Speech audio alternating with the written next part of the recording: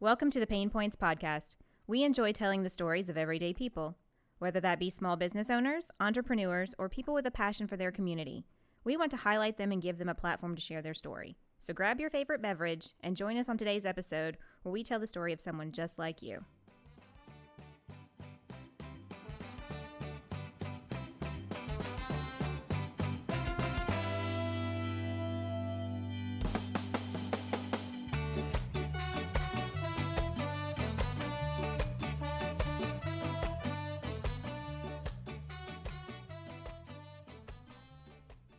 Hey guys, welcome back to another episode. I'm your host, Sarah Harbuck, and today joining me is Kristin Ellis. Good morning. And our producer, Megan Harbuck. Good morning. I am really excited about this episode. Yeah. Our long-term listeners will know we're kind of going to deviate a little bit from our usual format. We're not interviewing a small business today.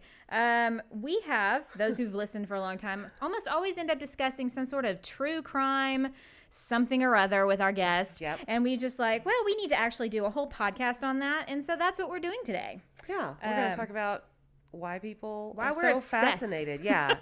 It's an obsession. And I apologize for my nasalness. These allergies are killing us over here in East Texas. Yeah. It's been raining for like a month straight. Yeah. Which is rare for this time of year. Mm-hmm. Usually we're already up in the 90s or something. Right. And it's right. sunny. It is cooler than usual, which is nice. Is. But the constant change in barometric pressure is doing nothing. I nothing. basically had a headache. Doing me like no favors. Yes. Yeah. Anyway, apart from the crappy weather here in East Texas. So yes, true crime.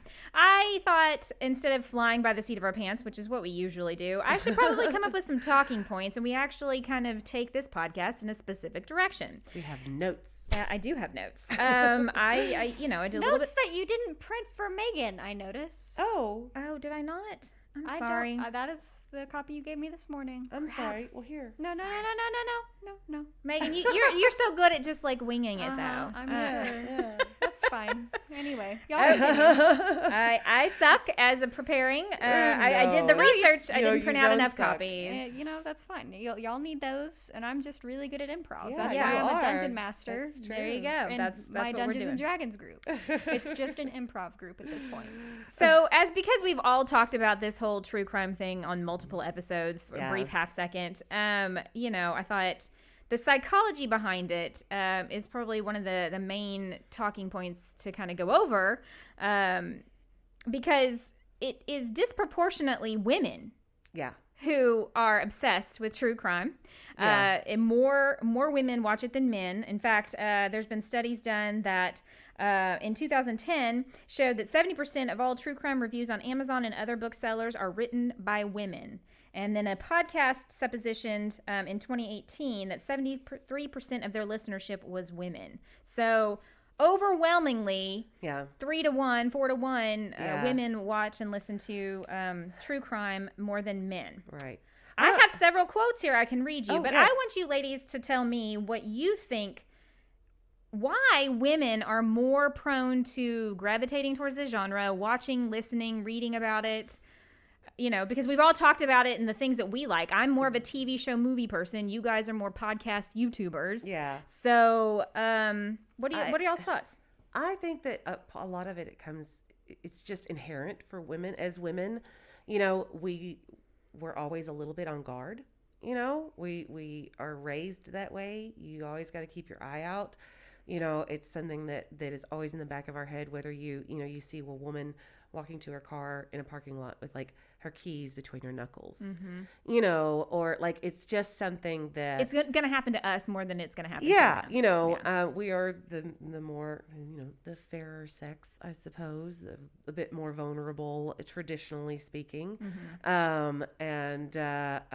I think it's just something that we gravitate towards because we have that ingrained in us that you have to be prepared. So if we know more about these types of things that have happened to other people in the past, we can prepare ourselves better, should something happen to us. I think that's a good point, but I also think that there's the term, it's like a train wreck, you can't look away. Mm-hmm. Yeah. And so it's like a morbid fascination that I think I would say a good guess from myself is that a large majority of humans have a very morbid fascination about these things. Yeah.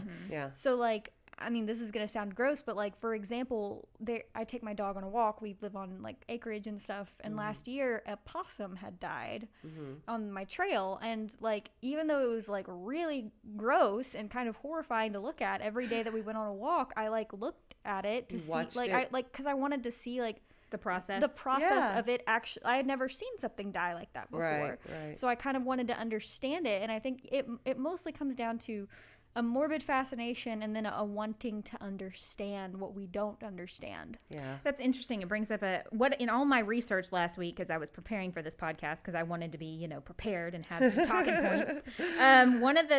Some of the things that I found were that, experts say that this allows for women to explore their vulnerability, like Kristin was saying, through someone else's story. Yeah. To kind of live vicariously, but not like, you're seeing what happened to someone else. You're kind of maybe learning how did they survive, or if they didn't survive, what can you do in the future to keep that from happening to you? Sure.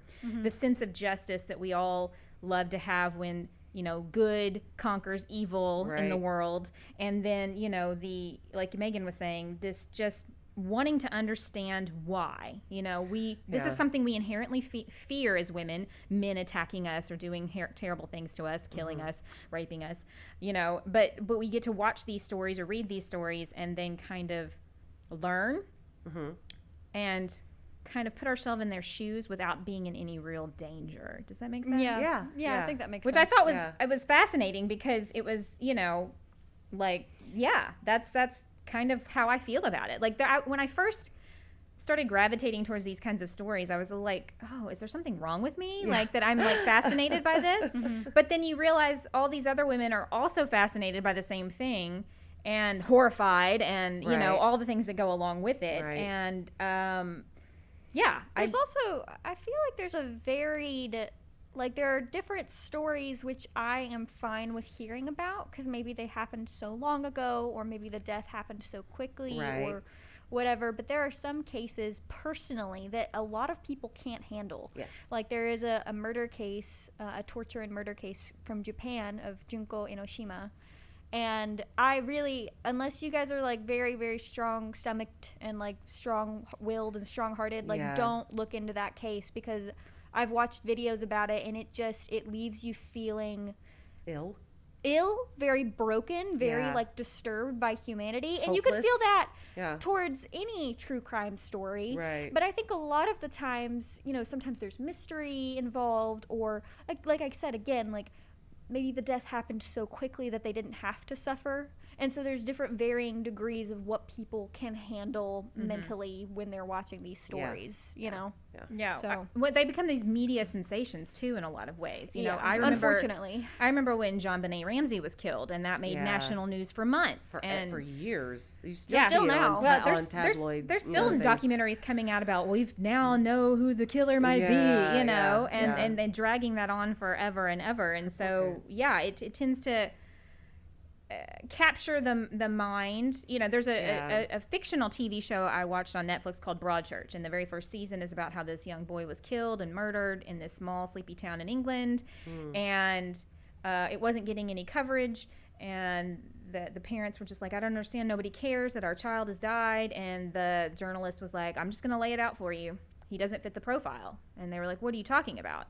And she said, he's a male little boy. If it had been a small 7 or 8 year old little girl, blonde hair, blue eyed, well, then it would have made a worldwide story, because there's a certain profile. And so that brings up another thing with the whole genre that I'm kind of skipping around a bit, but one of the things that I was, as I was looking at all these different documentaries that I've watched on Netflix and different places, or the TV shows that I watch, middle and upper class white women's stories are what are told most often. However, they're the least likely. They are the least likely of any race or group to have, disproportionately, it affects lower income people of color than it does white women. But white women are the stories that get told most often. Exactly. So there's a lot of racism and classism in the media sensation behind true crime and whose story gets told.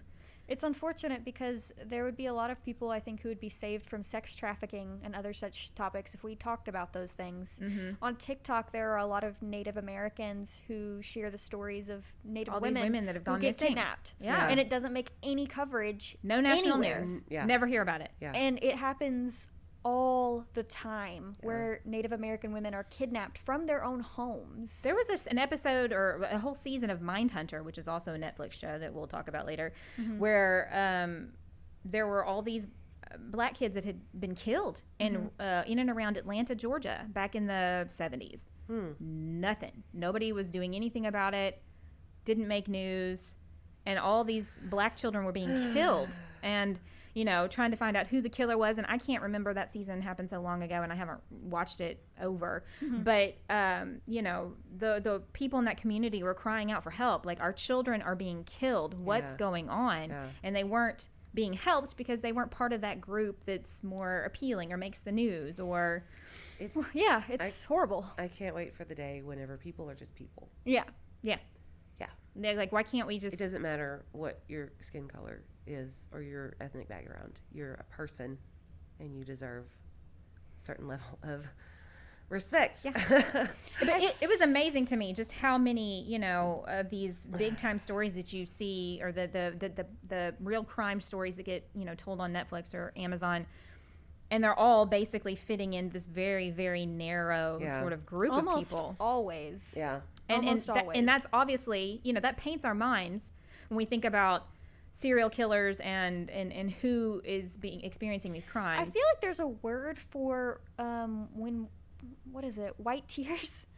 When like white women think of themselves as victims more often than other people. Like, does that make sense? Yeah, I see what you're saying. So when we only get told this narrative of these mostly middle to upper class white women who are being murdered or whatever, or stalked or whatever, then us as white women, because all of us are white, then we think that we're more at danger than our sisters of color. And then we're mostly unlikely in comparison to people of color and of lower economic groups to ever be messed with or anything done to us. It's just these stories get sensationalized on the news and on social media and everywhere else. It really paints your thought process. Yeah, these movies get made and TV shows center around white people being killed, and that's just not accurate. That's not really what's happening. I mean, I'm not saying it doesn't happen at all, because obviously it does, but disproportionately it is people of color who suffer from these injustices and things. So I thought it was a really good point to make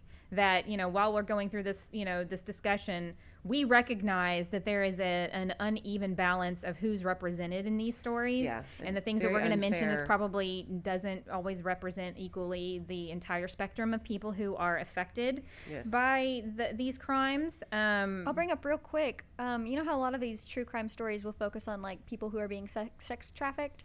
A lot of people on TikTok have brought, I keep bringing up TikTok, but a lot of people talk about this stuff on TikTok.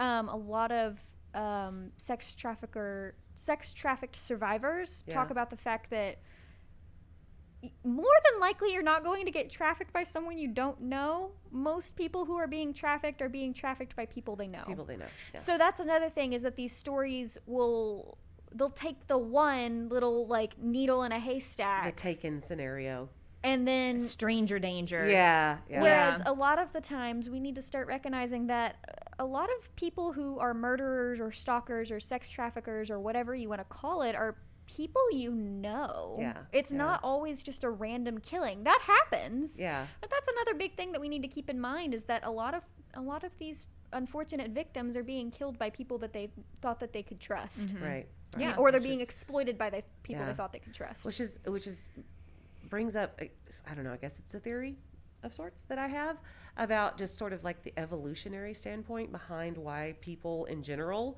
are so fascinated with true crime, and that, if you think about it, we're not really, the top of the food chain.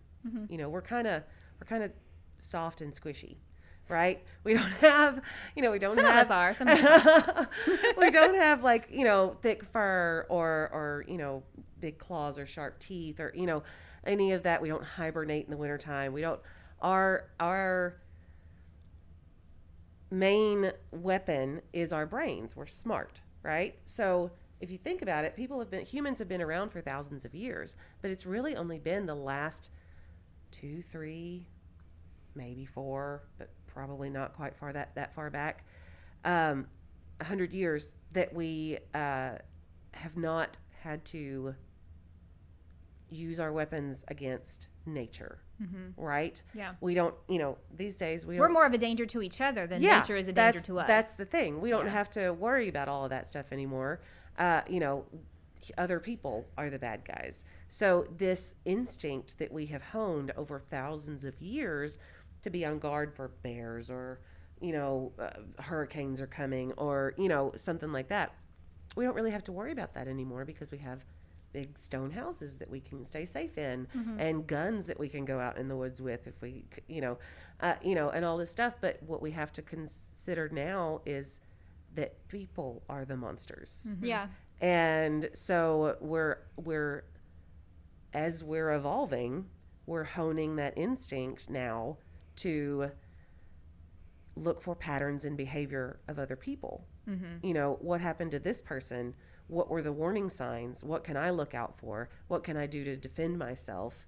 If something were to happen to me. And if you look at it from like an evolutionary type standpoint, the reason we're so fascinated in this is because we're reprogramming that ancient instinct that's been around for thousands of years to now that we're not so much worried about nature and the monsters in the woods coming to get us.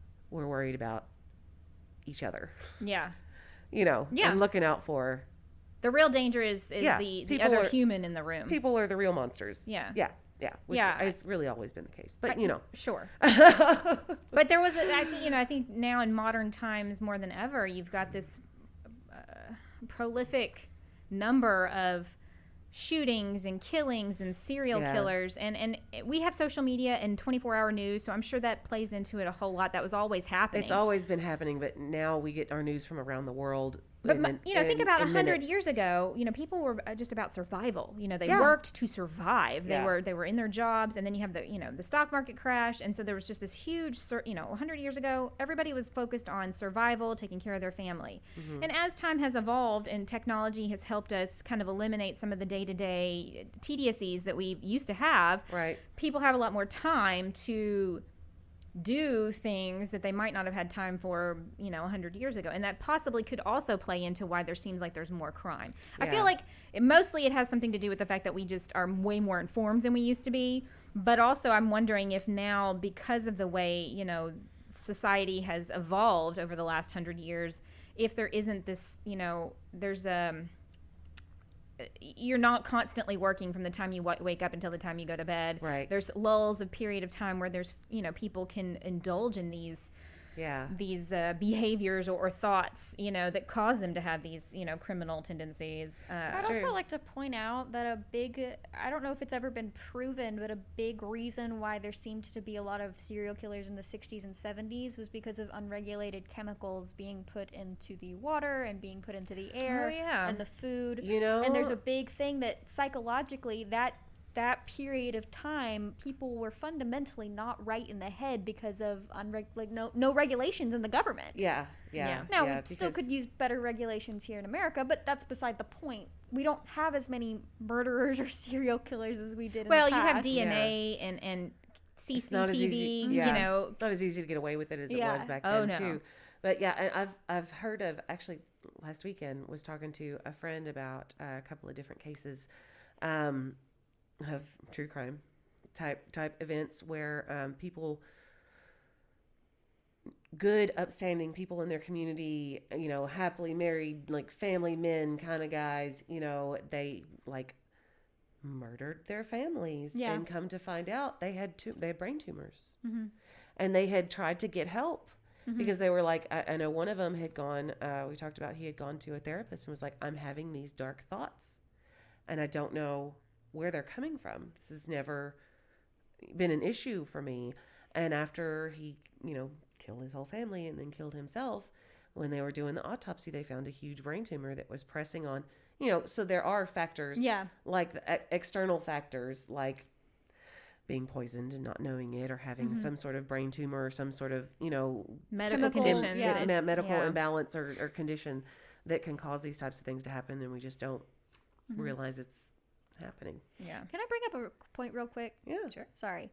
I just really don't like how, as somebody who is mentally ill, I don't like how a lot of fictional crime stories, and even sometimes the true crime stories, will tell the story, they'll tell the narrative in a way that it makes it seem like the mental illness is, the people with mental illness are murderers or stalkers and things like that. Yes, they do need mental help, but just because I have obsessive compulsive disorder doesn't mean that I'm going to go kill somebody. Yeah. So I think that like there was that whole movie, what was it, Split, about the guy who had Multiple personality, or DID. Yeah. And I don't think that that's fair to people with those issues to write them like that. Well, I mean, that goes into a whole other topic of the mental health condition in this country, and how it's still, while it's a little more normalized than it used to be, it's still a long way off of where we need to be in terms of. Well, and it's such a broad, term. Sarah, when Sarah and I were growing up, if somebody was mentally ill, you were put away. They were, and that was, you went into a special home, and that a special thing, away and from that society. was those cases were only the extreme, And now we know that mental illness, people with anxiety, people with OCD, people that, struggle with depression, that's also a mental illness. I mean, it's become a much broader. I saw a thing where it says, if you have an issue like diabetes, a thing of the kidneys, or you have a lung disorder or whatever, we don't treat it as this, well, it's all in your lungs, you should get over it. But whenever there's a disease of the mind, we tell people it's all in your head, you should just get over it. No. And it's the same thing as if you have cancer or if you have a kidney issue, you have to go to a doctor, you have to be on medication, you have to treat it the same way you would any other organ in your body. And physical problems can cause mental problems and vice versa. So it's it's very much silly for people to say that. Very tied to, your gut health is a big thing with your brain. It's a very big thing. My mom has told me a story once. She worked in a pharmacy when she was, after high school or whatever, was an assistant there, and there was a gentleman who would come every week to get his medication. Mm-hmm. It was a placebo, but he was it was a sugar pill. Mm-hmm. However, he was so convinced, his brain was so convinced that he had this illness, that if he did not take his medication, which was basically, a Smartie, he would start manifesting symptoms of this condition because he had psychologically himself. Our brains, we know so little about how our brains work and our minds. So it's just, there's just. You were talking about how the narrative gets played out about how people with mental illness are huge. Yeah. So there's a quote here that says, "The narrative of policing and law enforcement allows us to pretend that there is order in our world. There are clear good guys and clear bad guys, and hopefully a tidy resolution where the bad guy gets caught and the victim, whether dead or alive, gets some semblance of justice. True crime, for the most part, does not challenge this narrative." Now, that is a very narrow kind of definition of what you were talking about, but I thought it was a good point to bring up that definitely the way it is portrayed more often than not is a very tidy package. And, we got to have this clear good guy, clear bad guy, and mental illness, however that might play into it, sometimes doesn't fit the story or the agenda that's being, told. So I thought that was an interesting quote because I definitely see it as a pro, the true crime genre definitely is very pro law enforcement for the most part. I mean, sure, there are several documentaries and stories where the O.J. Simpson trial. That was literally trial. Where law enforcement really totally jacked up. And then with the Casey Anthony thing, how she did not serve the time she was supposed to. And she, as a woman, was disproportionately sentenced less than her male counterpart would have been had a man done the same crime. She was also white, and if she was black, who knows? So you have a whole other issue there when it comes to. We're saying be critical when you're watching true crime. Is basically the point of what we're saying. You can be a great fan, but think about what emotion they're trying to elicit from you, or what sort of thoughts they're trying to stir up, because there's almost always some kind of an agenda when telling a story. And I want to get into that later when we talk about the shows that we enjoy, because there's one that came out a couple of years ago that was just hotly debated, but we'll get into that in a little bit. One of the other quotes that I had here was that crime author Francesca Doricott, she says the largely female audience has a lot to do with gender equality in our society. Most women have been taught to restrain their actions, their thoughts, and even their imaginations. So we can witness a solution to, say, a stalking charge without ever being in danger ourselves, and we can see that the bad person is put behind bars and feel relief. We can explore our own behavior and thoughts without being judged. So it kind of goes into that thing earlier that I was saying, where you get to live sort of vicariously through these other people having these experiences, because we've been raised to think as women, at any point it could happen to us. This constant, the burden of responsibility for us to not get raped or not get murdered always falls on us, and it never is ever put on the people who actually perpetrate those crimes disproportionately more. Not that there aren't women serial killers, because I do want to talk about that in a minute. Yes, there are. But I thought those were interesting to the psychology of why women are so much more obsessed with this genre than anything else. But as we are a small business podcast, it would be remiss of us to not talk about the business of true crime. There's definitely a business for it. When discussing this topic. In my research, not only do we have all these best-selling novels and award-winning TV shows and movies that discuss it and the multi-million dollars that get made off of that particular industry, there are, and I didn't know this, and being a fan, I was a little surprised, there are conventions that you can go to. You know how there's like Comic-Con for of course, that makes sense. There are conventions for true crime. You can go to these conventions, talk to other people who are just as obsessed as you are. You can buy merchandise. You can go to people, like to authors who give talks on books they've written, to people who have actually experienced, a crime, and they go to these things and give their story. Like, I was blown away. I shouldn't have been, because there's conventions, like you said, conventions for everything. Yeah. But it's a huge industry. Typically, on any streaming platform, within the top 10 shows that are streamed, at least half of them are some sort of true crime or crime, thriller, criminal-based show. And it feeds into this same, idea that we're just so obsessed with this particular thing, and they've turned it into a multi-billion-dollar industry. In Manitowoc County in Wisconsin, where if anybody saw Making a Murderer on Netflix a couple of years ago, it has turned into a tourist destination. Yeah. People go there and take pictures in front of signs and different things saying, hey, this is where Stephen Avery, did this, or, Yeah. And this, I always found that sort of behavior was a bit more morbid than just watching or listening to this. Like, why would you go to some, perceived mecca of some supposed killer's, house? There are tours that they give in Milwaukee about Jeffrey Dahmer's life, where he ate, where he went, where he worked, where he lived. And, showed where the gruesome remains of bodies were found. And it's like the ghost tour we took in New Orleans. It's like that. There's like a whole genre of these tours you can take in any given city, big city typically. And the one we went on in New Orleans was a lot of fun. But a lot of the stories that the guy told us were based on actual crimes. Yeah, about murders and actual things that happened. Yeah. And serial killers in New Orleans. So there's a whole tourist industry that revolves around this true crime genre. It's kind of messed up, actually, if you really start to think about it. There's entire networks that are devoted to 24/7 true crime telling, like storytelling. Yeah. I have to put myself in the shoes of the families who are victims. Well, that is the argument that comes up. Like, is this doing a service to remember the victims, or is it glorifying the killers? Because that's a huge thing. Yeah. See, I've always been one of those people that I don't want to remember the killer's name or his face or her face. I want them to be lost to history and not be remembered. Mm-hmm. Let's talk about the victims.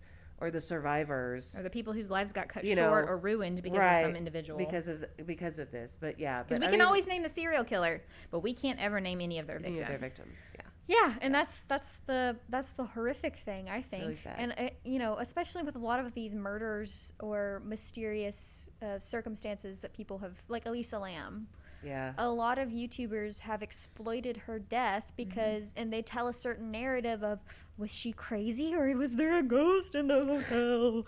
And it's like, her family still lives today. Yeah. And they still don't know. They still don't know what happened. And it's while true crime is fascinating, you have to, that's what I think, you have to objectively and approach it in a way that is sensitive to the people. That's why I'm not a fan of certain true crime podcasts that have been ripped apart on the internet for not being sensitive to the fact that there are people living today, right now, who had their friend, their family member, their loved one taken away from them and are still dealing with that. I was always more disturbed by the true crime stories about children.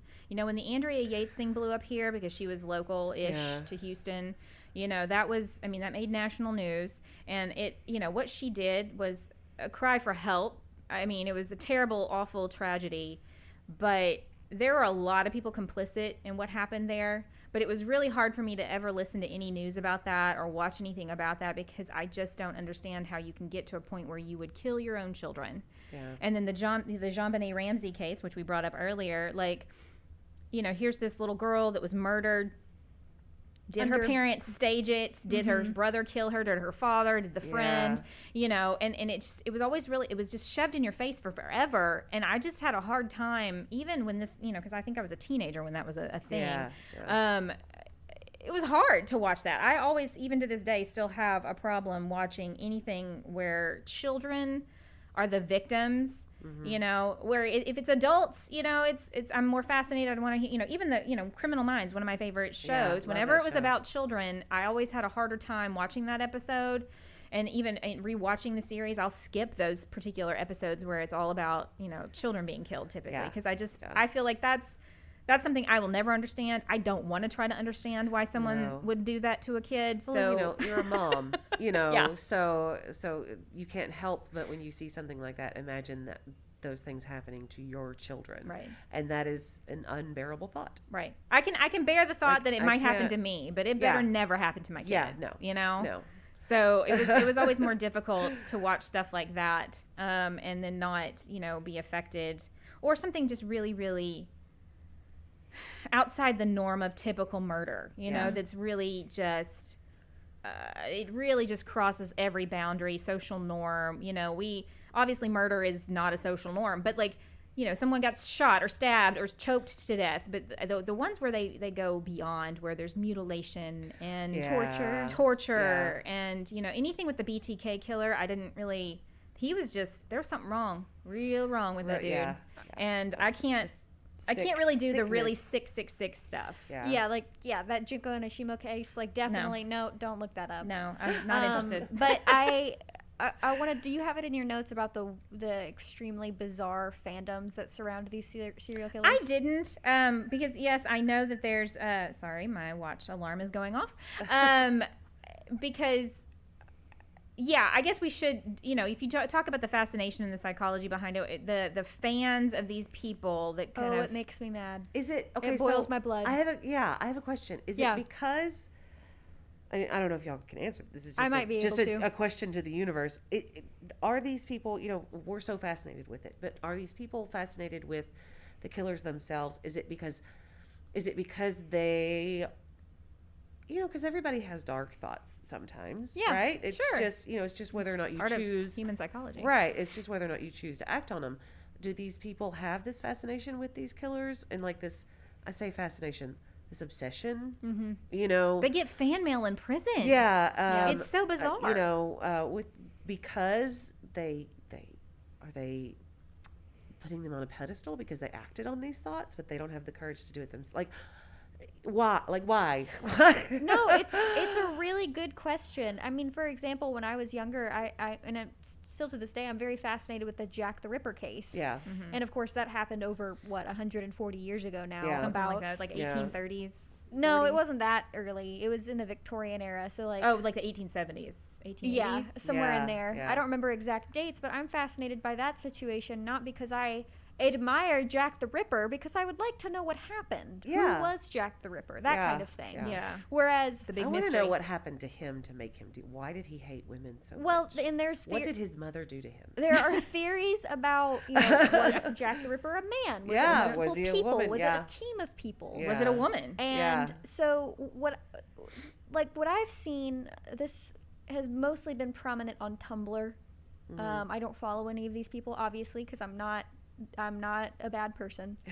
But like these teenage and young girls who are obsessed with like Ted Bundy or the Columbine shooters or the Unabomber or different things. Like they have fandoms where they think that these, like they'll call these men attractive and like just say all of these absolutely insane things. And even some podcasts, a very popular podcast, which I will not mention and will cut the name out of if it is mentioned, is they will say, oh yeah, like Ted Bundy, he was so hot. And it's like, you can't call a murderer. No, I don't even understand that, because I've watched interviews with him and everybody's like, oh, he's so charming, he's so wonderful. And I'm just thinking the entire time as I'm watching him, and granted, I know he's a killer now, but even as I was watching that Extremely Wicked, Shockingly Evil Netflix show with Zac Efron playing Ted Bundy, I hated him. I just was like, ooh, you're so creepy. What is wrong with you? Because, okay, so I'm going to play devil's advocate for a second. That's because you know what he's done. Now, in life, real life, before he had done that, you know, and I think that it goes back to what you were saying earlier, that it's people you know, right? Mm-hmm. And it's people you wouldn't expect. Yeah. And so don't think that just because some guy is good looking and charming, it's always those guys. Yeah. I mean, so you know, don't think that it's not that we look at murderers and serial killers as these monsters. Well, because they are, and so that's what is confusing to me, as these fandoms surrounding them. Yes. If you know what they have done, those Columbine shooters, there's literally fan pages dedicated to them. That's true. Yeah. After you know, yes, there is something wrong with you. So if we're living vicariously through the women who have been victims of these, there are some people that probably live vicariously through the killer's mind, going, "I wish I had done that myself." Absolutely, and there's also probably, I mean, and you know, that may be a good thing, because they're able to, you know, venerate these people instead of acting on it themselves. I still think that it's a bizarre thing to... it's something that I don't understand either. Well, and then I think that it's a good point to bring up that, hold on, it's coming to me. You know, when your sentence is going and it derails. Sorry. No, it's fine. I think that also, I think we can, you know, this is a mostly family-friendly podcast, but... sexual behavior comes into it a lot too. There are people who have very, very strange fetishes and things, and maybe these girls who are fans of these murderers and things, maybe they fantasize about very disturbing situations like that, and maybe that's why they're so obsessed with them. I think that we have to take that into account too, is that for some people this is very revolving around sex, which is very disturbing. Sure. But I mean, most of these true crime stories that involve women are some usually sexually based. Sexual in some way. Yeah. So that's. Yeah, I wish I was a psychologist and I could speak to that with some authority. I'm sure that there are some people who have already spoken about it. If you're listening and you are a psychologist and you understand, please comment. We want to know. That's why we're having this conversation. Yes. We can't talk about true crime and not mention some very local, very famous serial killers. And you might be thinking... Lufkin, Texas has serial killers? Oh, yeah. One very recent story that happened back in 2008, and she was charged and I think sentenced in 2000. Her trial was in 2012, is Kimberly Sines.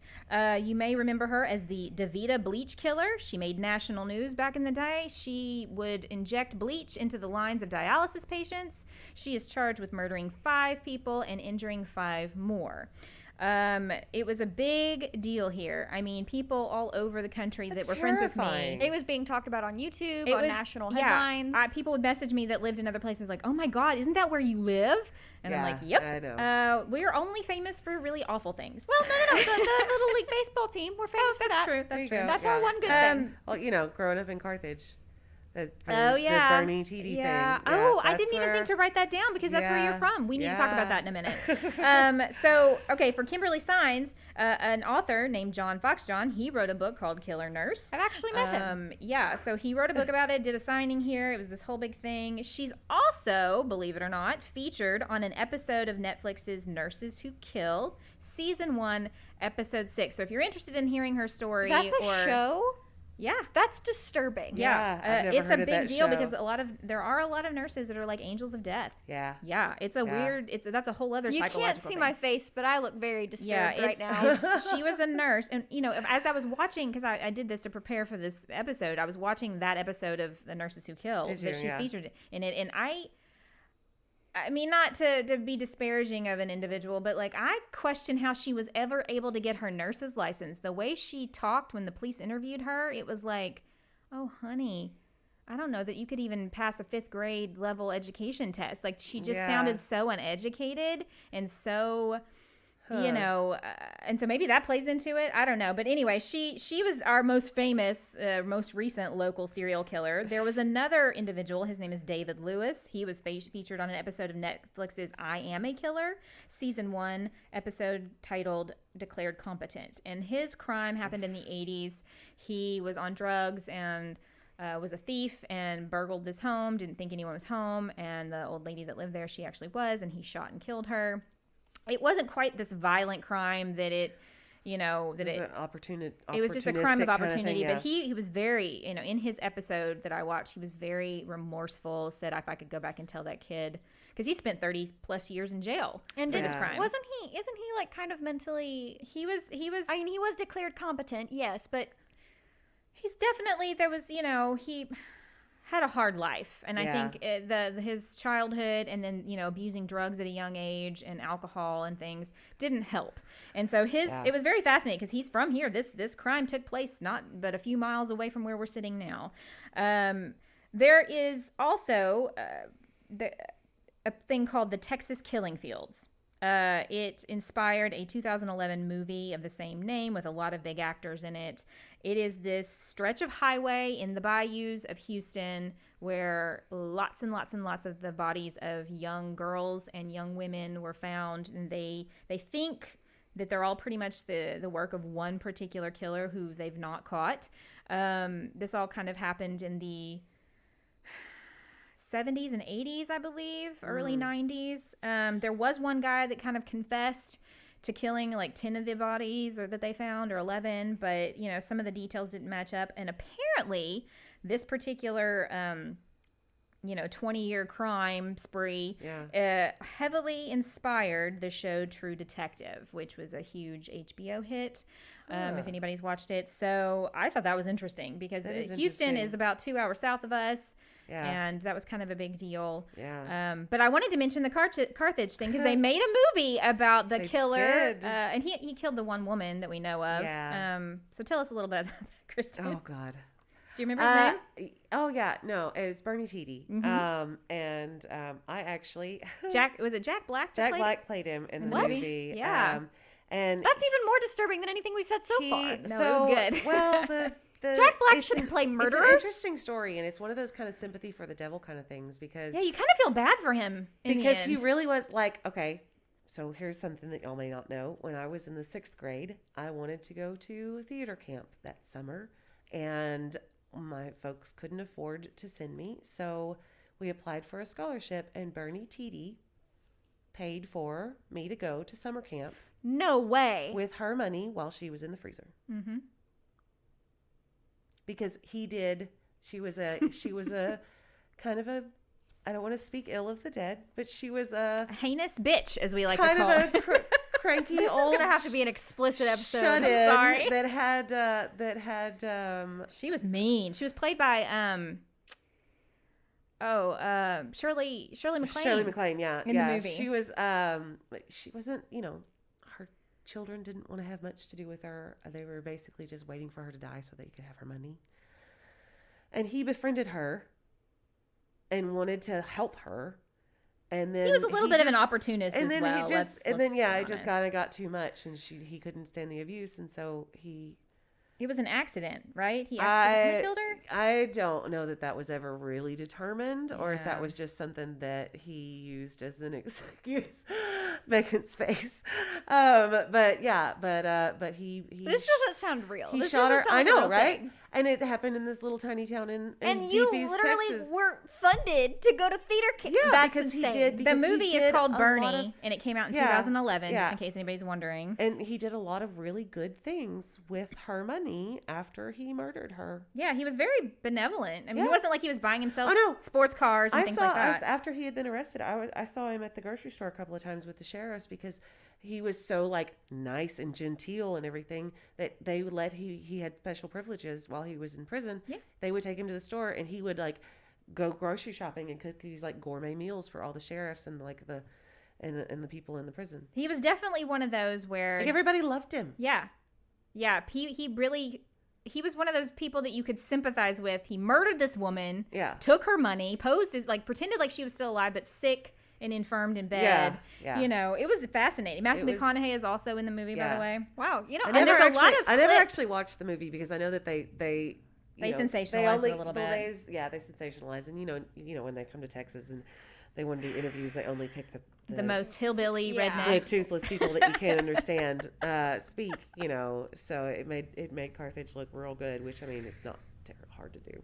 Yeah. But yeah. Yeah. So Wow, Carthage is that's- just only like an hour away. So it's just up the road from just us. up the road. Yeah, That's And that I was grew in up. in early 90s? early '90s. Yeah. Yeah.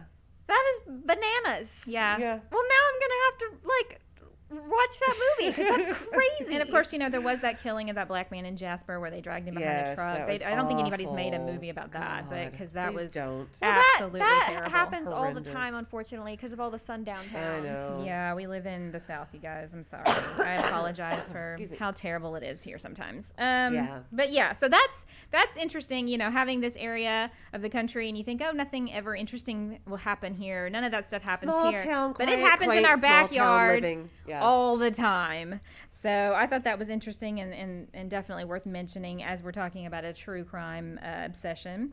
So now we need to get into some of the things that we enjoy watching, listening to, reading, because, you know, what podcast about true crime wouldn't be complete without talking about our shows that we're obsessed with. I don't know about you guys. I'm probably not Megan. I don't know about you, Kristin, because you're closer to my age, but I grew up in the 80s and Yes. I would run home from school, get off the bus, run inside, grab my little Debbie snack and sit down and watch Unsolved Mysteries on TV. I don't think we really Every got to watch. day. Yeah, we weren't really allowed to watch it too much. It would scare me, Yeah. but I was also so fascinated because like some of Yeah. it was paranormal, some of it was actual crimes that had happened that Yeah. they hadn't figured out what had I just happened. very much remember the guy in the trench coat walking Yeah. through like the parking Robert lot. Wagner? Yeah. Was that his name? I remember exactly. I might be wrong, guys. Yeah. There's some Robert something, and they've rebooted this particular series, not with the original host, Yeah. but Netflix now has Unsolved Mysteries on its platform, and it's, you know, telling some more recent things that have happened because Unsolved Right, Mysteries right. was big in the 80s. It was big, yeah. It was really So, big. Those crimes were all old from the 70s and 80s, you know, and now it's all more recent things that have happened. But that was my big one. That was when we started talking about we were going to do this. That was the thing that just rang true in my mind. Like, that was the show that I was obsessed with because there was all these unsolved crimes that they would Yeah. talk about. Yeah. And it was kind of frightening in a way because Yeah. like they were unsolved. We You still don't know know what happened to these people. The killer's still on the loose. Right. But then on the Yeah. flip side of that, it's not really true crime, although a lot of the storylines written in the show were based on actual things that had happened, is Criminal Minds. And can't Yeah. hardly talk about true crime without talking about Yeah, Criminal I Minds. love Good like, show. Good show. It was good show. And I love especially the first 4 or 5 psychology. seasons were just Yeah. incredible. That's like Bones. You know, was it really true crime necessarily? But I loved the science, seeing this, and I don't know how much of it was actually sound science. I'm sure somebody out there is screaming, going, "It's No. stupid," you know. but like the science behind it, and that's why I liked Criminal Minds so much, was that they explained the psychology behind it and why. I think that's why I liked it so much too, is it was more about not just catching the killer or what the killer did, but like why they did the Yeah. things they did and how you can use certain behavioral patterns to Yes. catch these people. Yes. You know, Yeah. so Yeah. I just, Criminal Minds is also just right up there at the top. Mindhunter can't hardly be mentioned without, you know, but if you're going to mention Criminal Minds, you got to mention Mindhunter, whereas it's a more recent series, Yeah. but it is about the origins of the behavioral science unit. Okay. Thank you. Yeah, I was going to say, wasn't Criminal Minds based on? An actual agency. Yeah, an actual agency that the original guys that started profiling and using the psychology to catch these people. Yeah, and Mindhunter is the beginning of psychology. that, where these 2-3 people are creating this entire unit within the FBI. Yeah, and so making this team. it's fictionalized, but it's also based on, like, you know, some real things that did happen. So to me, those are those are all kind of like, woohoo, those are my shows. I have been guilty of watching quite a few documentaries on Netflix and other platforms that deal with things like, disappearances of people or their murders that were unsolved. Yeah. One of the most recent ones I watched was The Vanishing at the Cecil Hotel, which I don't know if you guys have been on Netflix, but that was a real popular one a few months back. Yeah. And I wanted to watch that one. I mentioned the victim, Elisa Lamb, before. Yeah. Her story is one that gets twisted a lot for people's own narrative. They tried to act like she was mentally disturbed, and so it was her own fault that this all happened to her. That's insane. Yeah, there's a lot of like, look, I am a very spiritual person. I believe in ghosts, but there are some people who are like, ghosts killed her, and I'm like, can we not maybe do that? But you do have to admit that the Cecil Hotel is a creepy place. Oh no, definitely. Yeah, the Night Stalker stayed there during the 70s. That has gone on in that hotel for sure. Yeah, wait, there's definitely an evil omen over that hotel. That's for sure. For sure. I just think that it's not. There's not like a ghost opened the water tank for her. Yeah, like it's just very bizarre that they're like some people will say, oh well, she was mentally disturbed, so she did it herself, and there are some people who are like, no, she definitely was killed, and some people who say it was demons, and so whoever is presenting the story will give a very biased. I think Netflix's most famous documentary was The Making a Murderer. I mean, Tiger King is probably right there underneath it from last year's pandemic. Oh, right. I forgot about that. I didn't watch Tiger King just because I thought it looked ridiculous. Yeah. But I did watch Making a Murderer, and that made me so angry. I had to stop watching it at one point because my blood pressure kept going up, and I was just like, oh my God. And it's like, if you've watched it, you know probably what I'm talking about, why I'm angry about how that show went. This teenage boy gets handled by the police in probably one of the most unethical ways I've ever seen. Like, and whether or not he actually had anything to do with it, it's left kind of ambiguous. You're kind of left to believe that him and Stephen Avery didn't really commit the first crime, but went on to commit another crime that he didn't go to prison for. Anyway, it's this whole big twist of a thing, and that was probably one of the most famous ones that I did watch, and it pissed me off every step of the way. I eventually had to stop watching it and take a break because it drove me nuts.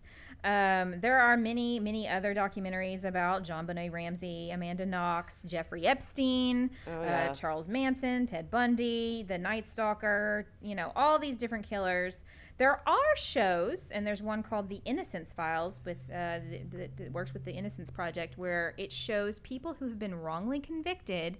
DNA evidence and new, evidence exonerates them, and they are released, and it's telling their story. And so, there's the other side of the heinous crimes. There's this show called The Innocence Files, where people who were, wrongly accused get, released. And so, I like we gotta mention that. What are y'all's? I've been talking a lot here recently. What are some of y'all's favorite? I know you guys have mentioned YouTubers, TikTokers, and podcasts. Yeah. So let's a list of some really good ones that, really kind of take this genre and use it respectfully. I enjoy, here lately I've been getting real big into Mr. Ballin. He does a lot on TikTok, but he's got a YouTube channel as well. And I enjoy his stories. Of course, he deals in things that aren't necessarily, they're true crime. Like, these things happened, but like a lot of it is like unexplained, not necessarily. You don't know that people did it. Paranormal-ish. Yeah, but he doesn't. Supernatural. I like the way that he presents it, though. He presents the facts. Yeah, it's like this is what happened. He lets you decide what happened. This is what happened. What do you think? Yeah. And then he has a YouTube channel. You said. Yeah, he has a YouTube channel. Okay. And he's also on TikTok. And Bailey Sarian. I've recently got into her. Yeah, she recently started a podcast. I think just a couple of weeks ago. Actually, I think it was like last week. Yeah. But she does makeup videos, and she's putting on makeup while she's telling these heinous stories. Telling these stories, She has a very interesting voice, and the way that her inclination, like her tone and inclination, does not change the entire time she's talking. She's a little bit of she's from California. She's got a little bit of Valley Girl kind of ASMR. But I just she's another one that she does. I can't say that she presents it just like that because she does throw her own opinions. She does, but she's fun to listen to. While showing you how to do cool makeup techniques. Yeah. Well, she's just doing. She has other videos that don't involve, true crime that she shows makeup techniques and stuff. But it's just, you know, it's interesting and fun to listen to. That's basically the only two, because, you know, I don't ever get to watch an actual TV. I watch videos on my phone. That's all I have time for. Right. You got 2 small children. I really like, there's a channel called Top Fives, TOP 5, like the numeral 5 with an S.